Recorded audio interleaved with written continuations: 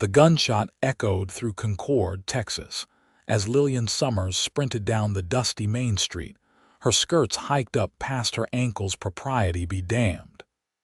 It was 1875, and she had just witnessed 3 men robbing the bank where she worked as the only female teller. Her heart pounded against her ribs as she ran toward the sheriff's office, praying someone would help before those men made off with the town's savings. She collided with something solid, or rather, someone. Strong hands steadied her, and Lillian found herself staring up at a tall figure silhouetted against the merciless Texas sun. The man's face was partially obscured by a wide-brimmed black hat pulled low over his eyes, but she could make out a strong jawline dusted with stubble. "Whoa there," he said, his voice deep and smooth as aged whiskey. "Where's the fire, madam?" "The bank," Lillian gasped, pointing frantically down the street. "3 men there robbing it. Sheriff Morris isn't in his office, and Mr. Hadley, the manager, is held at gunpoint." The stranger's expression hardened. Without another word, he released her and drew his revolver in one fluid motion. "Stay here," he commanded, already moving toward the bank. "Wait," Lillian called after him. "Who are you?" He paused just long enough to glance back at her. "Name's Marshall Rhodes. Just passing through." Lillian watched as he approached the bank with the confidence of a man who'd faced danger many times before. His movements were precise, calculated, nothing like the town's sheriff who spent more time nursing whiskey than upholding the law. This Marshall Rhodes moved like a predator, and despite her fear, she found herself following him at a distance. She crouched behind a water trough as Marshall reached the bank's entrance. The commotion inside was audible even from where she hid. Shouts, threats, the sound of someone being struck. Marshall didn't hesitate. He kicked the door open and disappeared inside. More gunshots rang out, 1, 2, 3 in quick succession. Then silence fell, heavy and terrifying. Lillian's hands trembled as she waited, counting heartbeats. Finally, Marshall emerged, herding 2 men with their hands bound behind their backs. A third man lay slung over his shoulder. "Is he?" Lillian couldn't finish the question as she stepped out from her hiding place. "Just unconscious," Marshall replied, his expression unreadable beneath that hat. "Would you mind fetching the sheriff now? I'd appreciate some help with these fellows." Within the hour, the town of Concord was buzzing with gossip about the mysterious stranger who'd single-handedly thwarted the robbery. Sheriff Morris, who'd been enjoying a long lunch at the saloon, had taken credit for coordinating the response. But everyone knew the truth. Lillian found Marshall at the livery stable as the sun began to set, preparing to leave town as quietly as he'd arrived. "You're not staying?" she asked, surprised by her own disappointment. He adjusted his saddle straps without looking up. "Never stay anywhere long. The bank manager wants to reward you. The whole town's talking about what you did."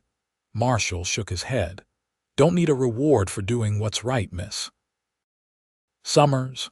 "Lillian Summers," she supplied, extending her hand. "At least stay for supper. My father owns the Golden Nugget restaurant down the street. Best food in 3 counties, or so folks claim." For the first time, Marshall looked directly at her, and Lillian caught a glimpse of striking blue eyes beneath the shadow of his hat. He seemed to consider her offer for a moment before nodding once.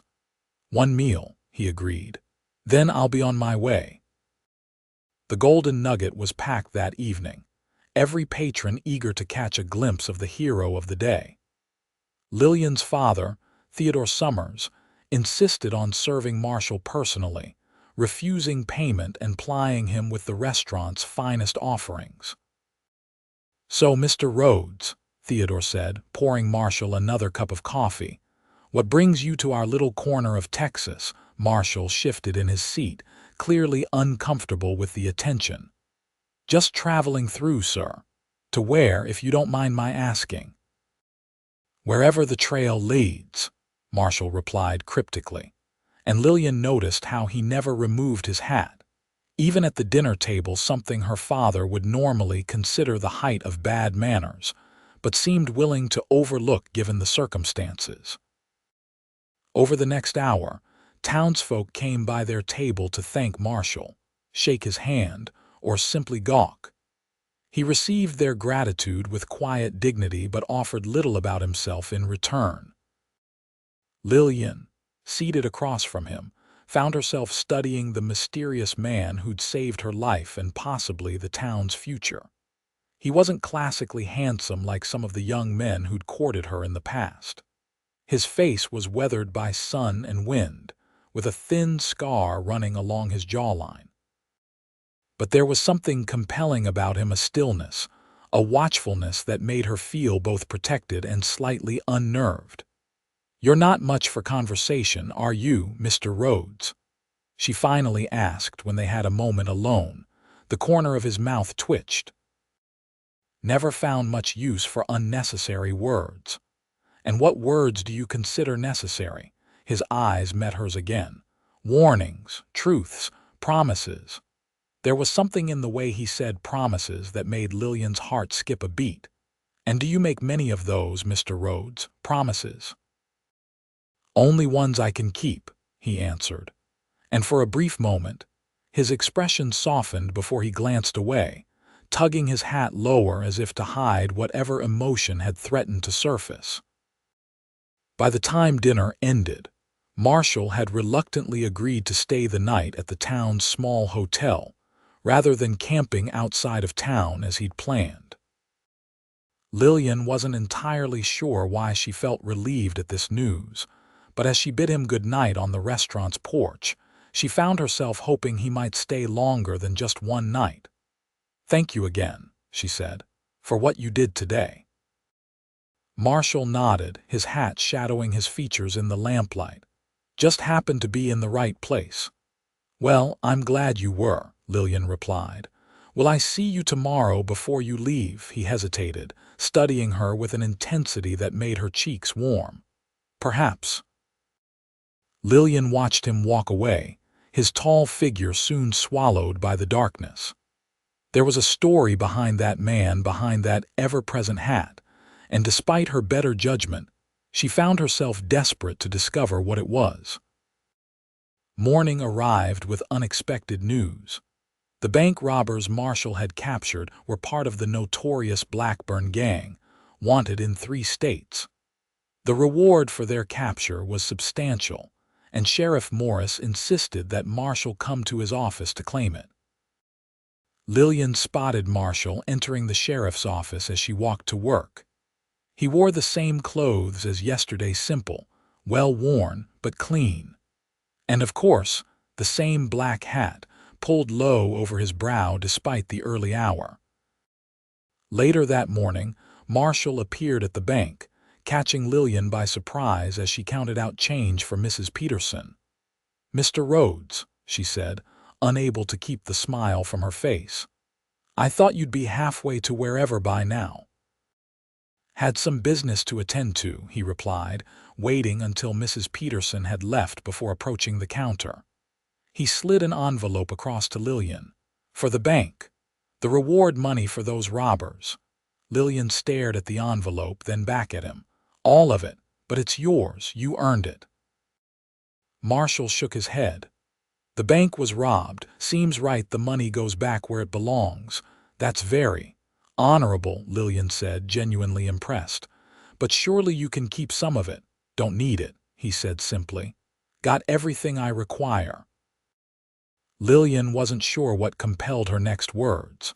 Perhaps it was curiosity, or perhaps something deeper, a connection she'd felt from that first collision on the street. "Will you at least stay for the town's Founders' Day celebration tomorrow? There's a dance in the evening." "It would be my honor to accompany you." Marshall went very still, his expression unreadable beneath the shadow of his hat. For a moment, Lillian thought he would refuse, but then he gave a slight nod. "Until tomorrow, then." Over the next day, Lillian learned bits and pieces about Marshall Rhodes from town gossip. The telegraph operator mentioned he'd sent a wire to someone in Austin. The blacksmith noted he'd had his horse reshod but refused help, doing much of the work himself. The hotel owner commented that he kept to himself, rising before dawn and returning after dark. No one, however, could say where he'd come from or why he kept his hat on at all times during meals, indoors even, according to the hotel clerk, while having his bath prepared. The evening of the Founders' Day celebration arrived warm and clear, with stars beginning to appear in the deepening blue sky. Lanterns were strung across the town square, and a band set up on a small wooden platform. Ladies in their finest dresses promenaded on the arms of gentlemen in pressed suits, while children raced between the food tables set up along the edges of the square. Lillian waited nervously on her front porch, wearing her best dress, a deep green satin that her mother had helped her remake from last year's style. Her father had expressed concern about her accompanying a man they knew so little about, but Lillian had assured him that Marshall Rhodes was a hero, not a threat. Still, as the minutes ticked by without any sign of him, Lillian began to wonder if he'd changed his mind or worse, left town without saying goodbye. Just as she was about to give up hope, she spotted him walking up the path to her house. He'd clearly made an effort with his appearance. His clothes, while still simple, were clean and pressed. He'd shaved, revealing a strong jawline free of the stubble from days before, and his hat, that ever-present black hat, looked brushed free of dust. "Miss Summers," he greeted her, removing the hat just long enough to give a small bow before replacing it immediately. "You look beautiful." Lillian felt her cheeks warm at the compliment. "Thank you for coming, Mr. Rhodes." They walked to the town square together, their conversation easier than it had been before. Marshall asked about her family, her work at the bank, her life in Concord. She learned that he'd been traveling for nearly 5 years, that he was handy with horses and machinery, and that he knew more about the stars than anyone she'd met. "My father taught me," he explained as they paused to look up at the night sky between dances. "Said a man could never be truly lost if he knew how to read the stars." "And have you ever been lost, Mr. Rhodes?" Lillian asked, meaning more than just geographically. His eyes met hers, and for a moment his guard seemed to drop. "More times than I care to admit." The band struck up a waltz and Marshall hesitated before offering his hand. "Would you care to dance, Miss Summers?" Lillian placed her hand in his. "I'd be delighted, but only if you'll call me Lillian." A small smile touched his lips. "Lillian," he said, as if testing the feel of her name. "Then you must call me Marshall." He was a surprisingly good dancer, guiding her confidently through the steps of the waltz. Lillian was acutely aware of the eyes watching them, the mysterious stranger and the banker's daughter, turning beneath the lantern light. For once, she didn't mind the attention. "You dance well for a man who claims to spend most of his time alone on the trail," she observed. "My mother insisted all her sons learn," he replied. "Said it was as important as knowing how to shoot straight." "And do you?" "Shoot straight, I mean." His smile widened slightly. "Straight enough to get by." As the evening progressed, Lillian found herself increasingly drawn to this enigmatic man. He was different from the boys she'd grown up with, more mature, more measured in his words and actions. When he looked at her, she felt truly seen, not just admired for her appearance or her family's position in town. Yet through it all, that hat remained firmly in place. Even when other men removed theirs out of respect while talking to ladies or during particularly energetic dances, Marshall kept his on. Lillian couldn't help wondering why, but something told her not to ask, not yet. The celebration was winding down when Sheriff Morris approached them, his expression grim. Rhodes, he said, nodding curtly. Got word from Austin. Seems the rest of the Blackburn gang is headed this way, looking for their friends. Might arrive as soon as tomorrow. Marshall's posture changed instantly, tension radiating from him. How many? 5, maybe 6, Morris replied. I've called for help from the Rangers, but the nearest patrol is 2 days out. Lillian watched Marshall's face, saw the conflict there. You're leaving, aren't you? She asked quietly after the sheriff had walked away. Marshall turned to her, and for the first time she saw real regret in his eyes. Those men are dangerous, Lillian. They don't take kindly to folks who interfere with their business. So you'll just run. Leave us to face them. The words came out harsher than she intended. His jaw tightened. It's not that simple. Then explain it to me, she challenged. Marshall took her arm gently, leading her away from the curious onlookers. I don't bring trouble to innocent people, he said, his voice low. Those men are coming for me as much as for their gang members. If I stay, I put everyone in danger. And if you go, we're defenseless, Lillian countered. Sheriff Morris can barely stay sober long enough to make his rounds, and most of the men in town are farmers, not fighters. Marshall was silent for a long moment, his internal struggle visible despite the shadow cast by his hat. Finally, he sighed. I'll stay until the Rangers arrive, help organize the town's defense, but then I have to move on.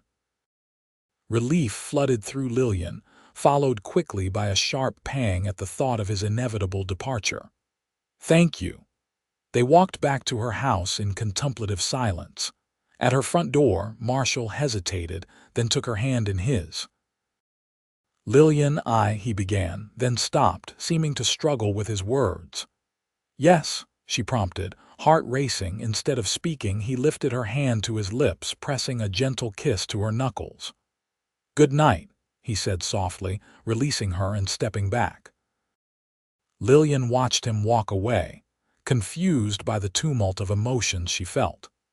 In just 3 days, this stranger had upended her orderly life, making her question everything she thought she wanted. As she prepared for bed, she realized with startling clarity that she was falling for Marshall Rhodes, hat and all. The next morning dawned with an air of tension hanging over Concord. Word of the approaching gang had spread, and the town was gripped by fear. Marshall wasted no time, gathering the men at the town hall to organize a defense. Lillian watched from the doorway as he spoke, his quiet authority commanding respect even from those initially skeptical of an outsider taking charge. The Blackburn gang isn't known for mercy, he explained, pointing to a map of the town he'd sketched. They'll expect us to cower, maybe try to negotiate. We use that expectation against them. For hours, Marshall drilled the men, teaching them basic defensive positions, how to communicate without speaking, when to hold fire and when to shoot. He transformed shopkeepers and farmers into a makeshift militia, his patience never wavering even with the clumsiest among them. By mid-afternoon, Lillian had organized the women to prepare the town hall as both a fortress and a hospital, gathering supplies and creating a safe haven for children and the elderly. When she stepped outside to fetch more water, she found Marshall talking with her father. Appreciate your concern, Rhodes, Theodore was saying, but this is our home. We won't abandon it. Marshall nodded, his expression grim beneath his hat. Then we make sure it stays your home, sir. He turned, noticing Lillian for the first time. Something in his face softened. Your father has agreed to let the bank serve as one of our defensive positions. The safe room in back could protect a dozen people if needed. And where will you be? Lillian asked, trying to keep her voice steady. Wherever I'm needed most, he replied, then hesitated before adding, I'd feel better knowing you were safely out of town. Your father mentioned your aunt in Dallas. I'm not leaving, Lillian interrupted firmly. I can shoot, Ride and bandage wounds. I'm staying to help." Marshall studied her for a long moment, then nodded once. "Just be careful, please." That single please carried more emotion than anything else he'd said to her, and Lillian felt something shift between them, a deepening of whatever connection had been forming since their first meeting. As dusk approached, scouts reported riders approaching from the south, at least 7 men, heavily armed. Marshall positioned the townspeople according to his plan, with sharpshooters in the church bell tower and hotel upper floors, others behind barricades hastily erected across the main street. "Remember," he told them, checking his revolver one last time, "we don't want a bloodbath. Our aim is to convince them that taking their friends back isn't worth the cost." Lillian, stationed inside the bank with her father and 2 other men, watched through the window as Marshall walked alone into the middle of the street, standing tall and unmistakable in the fading light, his hat a defiant silhouette against the sunset. The Blackburn gang entered town slowly, their leader a barrel-chested man with a red beard and a face like cured leather. They pulled up short at the sight of Marshall standing alone, seemingly unafraid. "That's far enough," Marshall called, his voice carrying in the tense silence. "Well, well," the leader drawled. "If it ain't the hero who took down my boys, figured you'd be long gone by now." "Your boys are headed to prison, Blackburn," Marshall replied evenly. "You can join them or you can ride away. Your choice." Blackburn laughed, a harsh sound like breaking glass. "Just you against all of us. Those ain't good odds, friend." Marshall didn't move. "Look around. Every window, every rooftop, there's a gun trained on you right now. Your men wouldn't make it 10 feet. For the first time, uncertainty flickered across Blackburn's face as he scanned the seemingly deserted buildings. "You're bluffing." In response, Marshall gave a subtle signal with his hand. Immediately, a dozen men revealed themselves at windows and on rooftops, rifles gleaming in the last light of day. "No bluff," Marshall said quietly. "Just a simple choice.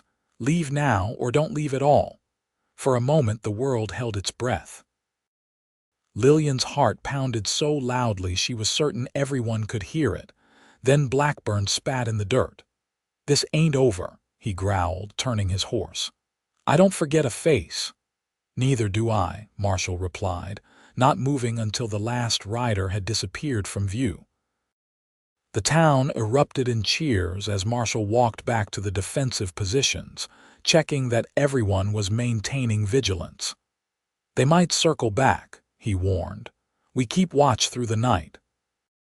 Hours later, when it became clear the gang truly had retreated, Lillian found Marshall sitting alone on the bank's steps, staring into the darkness.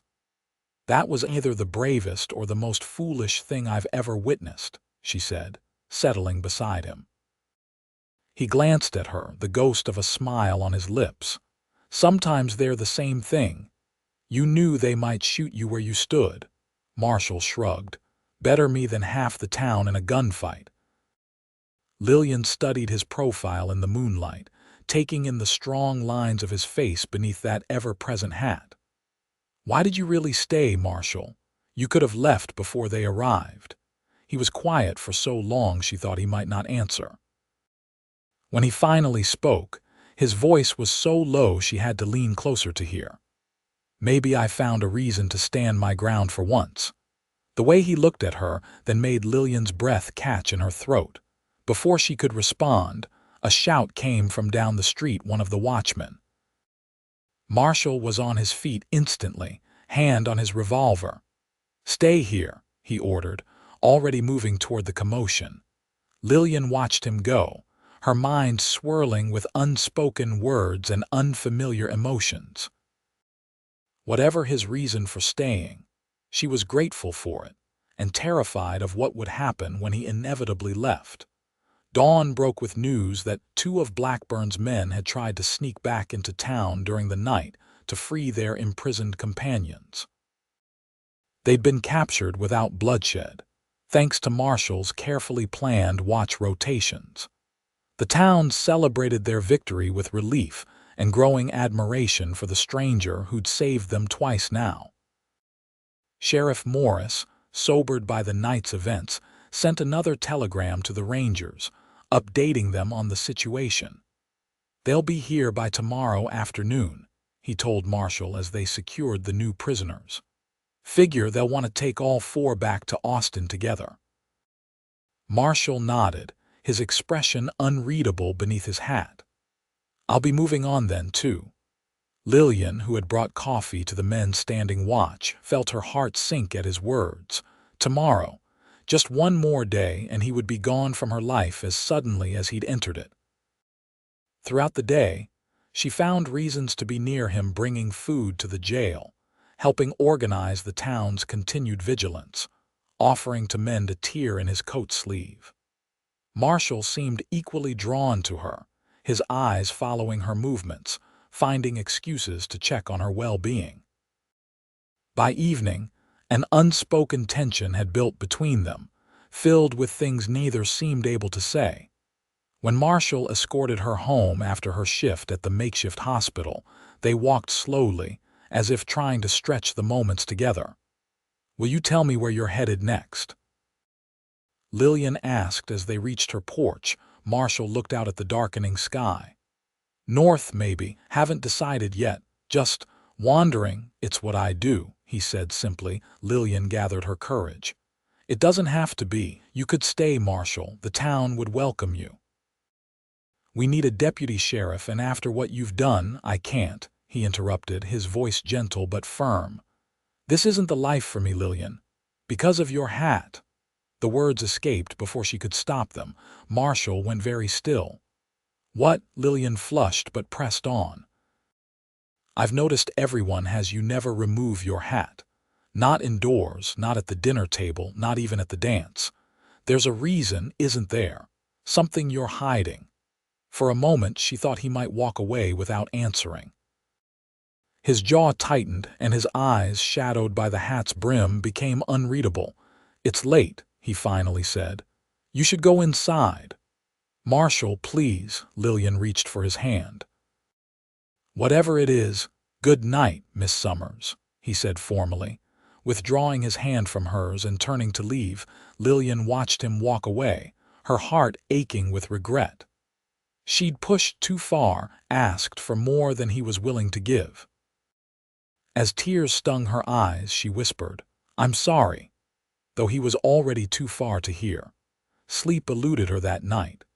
Lillian tossed and turned, replaying their conversation, wondering if she'd lost whatever chance they might have had. By morning, she'd resolved to find him before the Rangers arrived and apologized, to tell him that his secrets were his own, that she'd respect his privacy if only he'd consider staying, or at least returning someday. She dressed quickly and headed to the hotel, only to be told by the clerk that Marshall had checked out at dawn. Panic rising, Lillian rushed to the livery stable, praying she wasn't too late. She found him there, saddling his horse, his few belongings already packed. He looked up at her approach, surprise evident in his expression. "Lillian," he said, his voice carefully neutral, "I didn't expect to see you this morning." "I had to come," she replied, catching her breath. "I needed to apologize for last night. I shouldn't have pried, whatever your reasons for. For your hat, for your traveling, they're yours. I had no right to demand explanations." Marshall's hand stilled on the saddle straps. "You have nothing to apologize for," he said quietly. "It was a fair question. Then why won't you answer it?" The words were out before she could stop them, and Lillian immediately regretted her impulsiveness. "I'm sorry, I didn't mean—" "No," Marshall interrupted, turning to face her fully. "You deserve an answer." He hesitated, then gestured to a bench at the side of the stable. "Would you sit with me?" Just for a moment. Heart pounding, Lillian sat beside him, close enough to feel the warmth of his body in the cool morning air. Marshall stared at his hands for a long moment before speaking. 5 years ago, I was a different man, had a small ranch outside of Austin, a wife, a son on the way. Lillian's breath caught. You're married? Was, he corrected, pain evident in his voice. There was a fire. I was in town selling cattle by the time I got back. He swallowed hard. The house was gone, so was she. Marshall, I'm so sorry, Lillian whispered, fighting the urge to take his hand. That day, he continued, his voice rough with emotion, she'd given me this hat as a gift, said every proper rancher needed a good hat. A sad smile touched his lips. I was wearing it when I found what was left of our home, and I swore then I wouldn't take it off until I found peace with what happened. But it's been 5 years, Lillian said gently. Marshall nodded. 5 years of running from the memories. 5 years of blaming myself for not being there when she needed me. He finally looked at Lillian, his eyes filled with a grief so raw it took her breath away. How do you find peace with something like that? In that moment, Lillian understood everything: his reluctance to stay in one place, his need to help others, his distance despite their obvious connection. Is that why you're always moving? Why you won't let yourself get close to anyone? The hat is my reminder, he said simply. Of what I lost. Of what happens when I let myself believe in permanence, in happiness. Lillian's heart broke for him, even as a small flame of hope flickered within her. He had shared his deepest pain with her, surely that meant something. Marshall, she said carefully, what happened to your wife was a tragedy, but it wasn't your fault. And wearing that hat, punishing yourself for years, do you truly think that's what she would have wanted for you? He flinched as if her words had physically struck him. I don't know any more, he admitted. I just know I'm not the same man who left her that morning. That man died in the ashes of his home. No, Lillian said firmly, that man is still here. I've seen him in the way you risked your life for strangers, in how you gave away the reward money, in the gentleness with which you've treated me. She gathered her courage and reached for his hand. This time, he didn't pull away. You haven't lost your capacity for good, Marshall. Maybe not for love either. Marshall looked down at their joined hands, conflict written across his features. I don't know if I can be what you deserve, Lillian. I'm not asking for promises, she replied softly, just possibility. Before he could respond, the stable boy burst in, eyes wide with excitement. Mr. Rhodes, Rangers are coming, just rode into town. Marshall withdrew his hand from Lillian, standing quickly. Thank you, son, he said, reaching for his horse's reins. Lillian rose too, suddenly desperate. Marshall, please, I have to give my report, he said, not meeting her eyes. They'll need details about the gang members. And then, she asked, hating the tremble in her voice. He paused, one hand on his saddle. I don't know, he admitted. I need time to think. It wasn't the answer she wanted, but it wasn't a goodbye either. Lillian nodded, blinking back tears. I'll be at the bank if you want to talk more. Marshall finally looked at her, something unreadable in his eyes. Thank you, Lillian, for listening, for understanding. She watched him lead his horse out of the stable, his tall figure straight and proud despite the burden he carried. For the first time, she saw his hat not as a mystery, but as a shield against a pain too great to bear alone. The Rangers' arrival brought a flurry of activity to Concord. 4 experienced lawmen, they took custody of the Blackburn gang members with efficient professionalism, praising the town's defense efforts. Lillian caught glimpses of Marshall throughout the day as he conferred with the Rangers, his expertise evident in the respect they showed him. By late afternoon, preparations were complete for the prisoners' transport to Austin. The Rangers would depart at dawn, and with them, Lillian assumed, Marshall would ride away too out of her life forever. She was closing up the bank, her heart heavy, when the door opened. Lillian looked up to find Marshall standing there, his expression uncertain. I thought you might have already left, she said, trying to keep her voice steady. Not yet. He removed his hat, actually removed it, holding it in his hands as he approached the counter. Without it, Lillian could see a scar along his hairline and the slight gray at his temples that the hat had concealed. I wanted to thank you properly before I go. So you are leaving, Lillian said, the last of her hope fading. Marshall nodded. The Rangers asked me to ride with them to Austin. Help testify against the Blackburn gang. I see. Lillian busied herself with the ledger, not trusting herself to look at him without breaking down. Well, safe travels, Mr. Rhodes. Concord won't forget what you did for us. Lillian, Marshall said softly, and something in his tone made her look up. I'd like to give you something.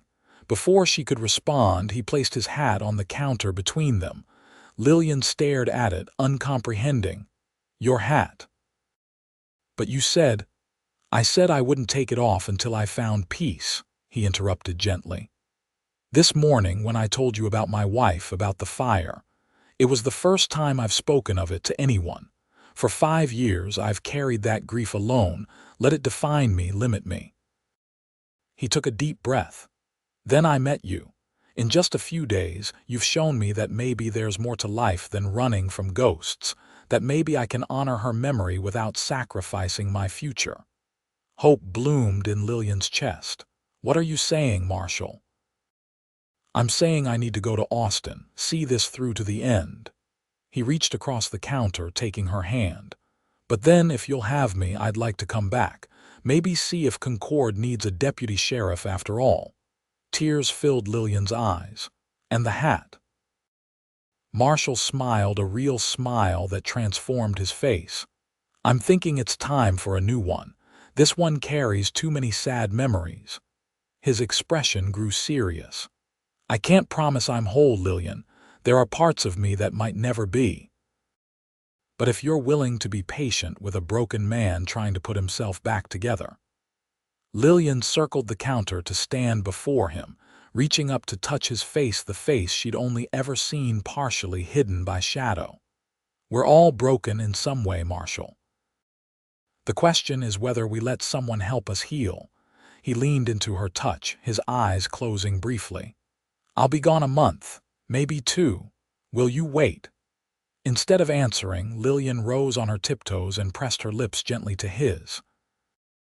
Marshall's arms came around her, holding her as if she were precious, fragile, and essential all at once. When they parted, both breathless, she smiled up at him.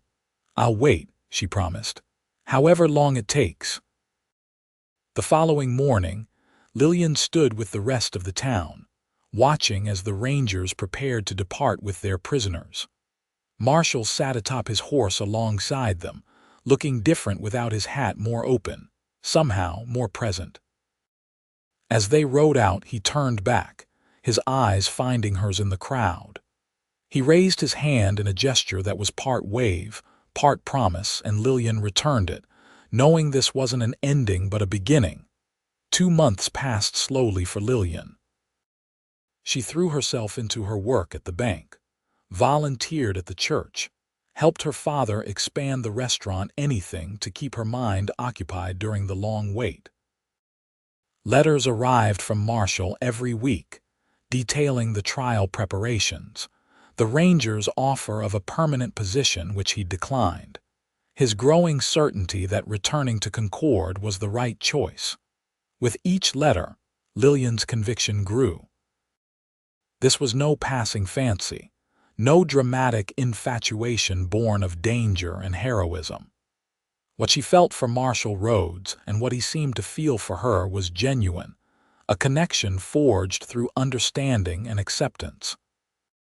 On a crisp October morning, Lillian was arranging flowers on her parents' dining table when she heard hoofbeats outside. Heart racing, she hurried to the window, then to the door, then down the steps to the street where Marshall was dismounting, travel-worn but smiling. "You're back," she breathed, hardly believing he was real.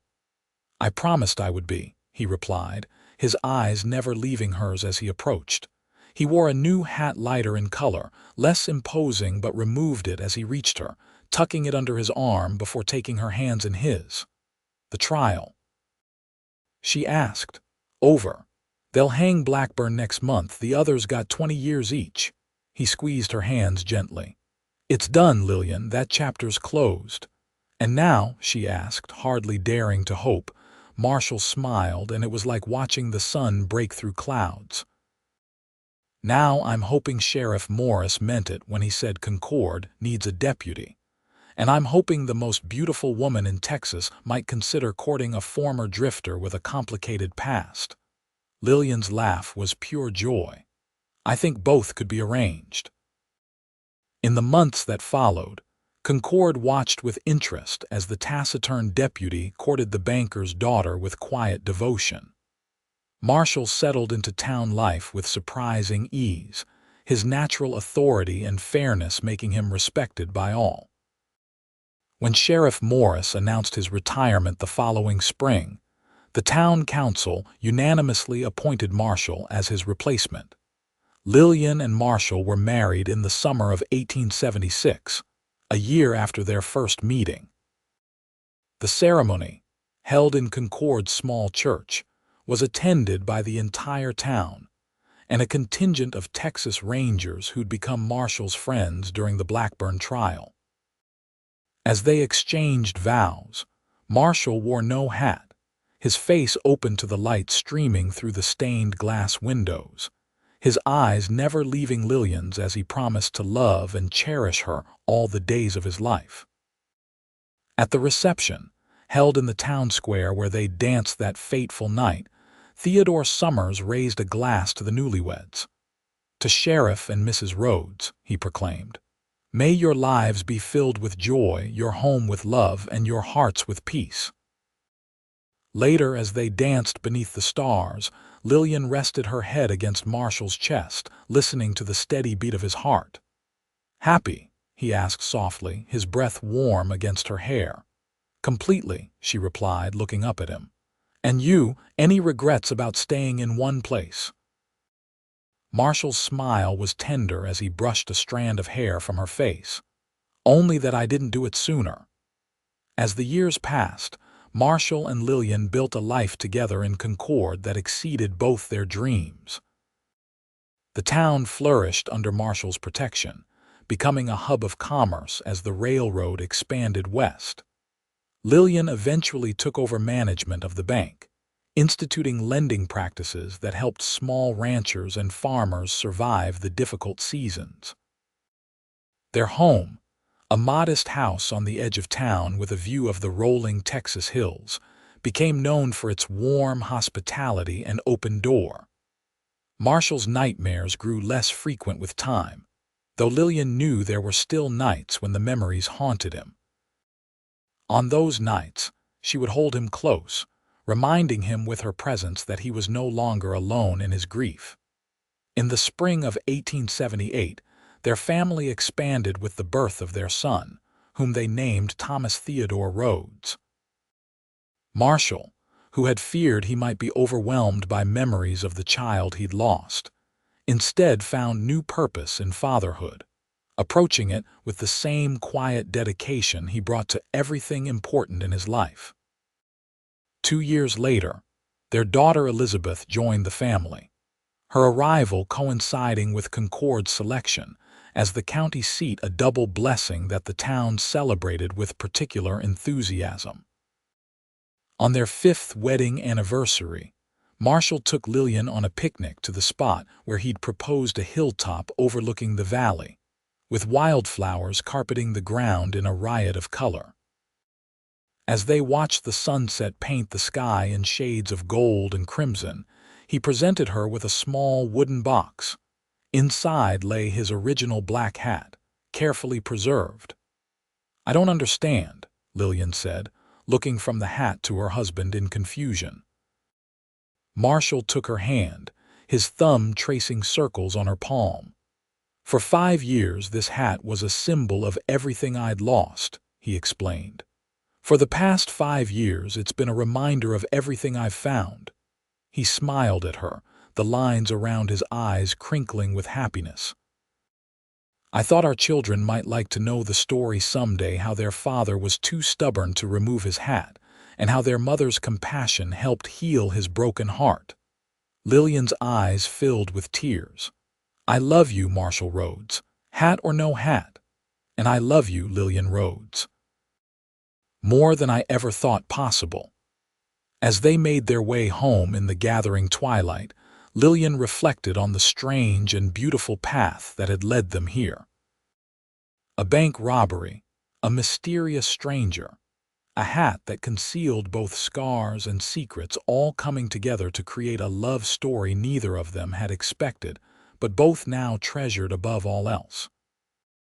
The old black hat would remain in its box, a tangible reminder of Marshall's journey from grief to healing. But its significance had transformed no longer a burden of guilt and loss, but a testament to the power of second chances and the unexpected ways love could find even the most wounded heart. And in Concord, Texas, the story would be told for generations. Of the cowboy who never removed his hat until a brave young woman asked why, of the answer that broke her heart and then healed it, and of the life they built together from the ashes of what was lost to the promise of what could be.